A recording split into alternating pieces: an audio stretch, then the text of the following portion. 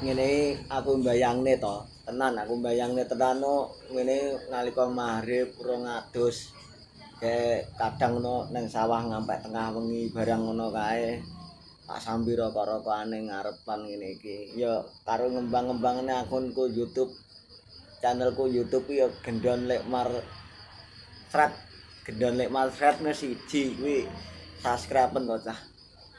Ben ngerti karo kahanane njaba iki ben ngerti ben doroh ngono lho karepku iki. Kuwi gendang subscriben ngono lho. Aku ya kuwi ya kembang-kembangne niku ya ben ngerti karo cah wedok ngono. Panggah aku kaya ngene, kapan aku ngerti ku karo cah wedok iya lah. Jan ora ngerti blas liyane do gemblikan, liyane do pacaran ngono lek bodho ngono kae. Aku panggah jomblo ya.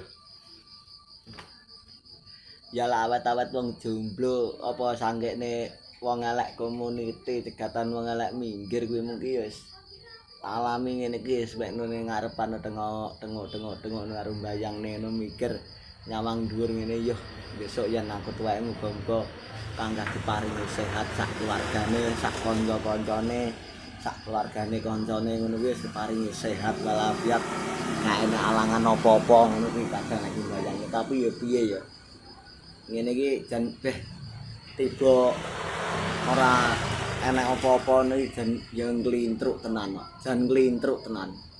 Ngene iki ning ngarepan mek kurang ngrokok tok. Rokok ini kadang-kadang tak blonyoi CT barang ngono kuwi. Liyane iso tuku rokok Surya, aku ya tuku rokok lintingan dhewe ngono yo. Mbako gewel, nggih suwel tenanan. Mulane aku wis rokok lintingan ngene kita wae ceteng. Wae ceteng ngene tak ratakne ngene iki yo. Ning ngarepan tenguk-tenguk cah-cah iso tuku motor apik-apik aku tuku pedah ontal kuwi.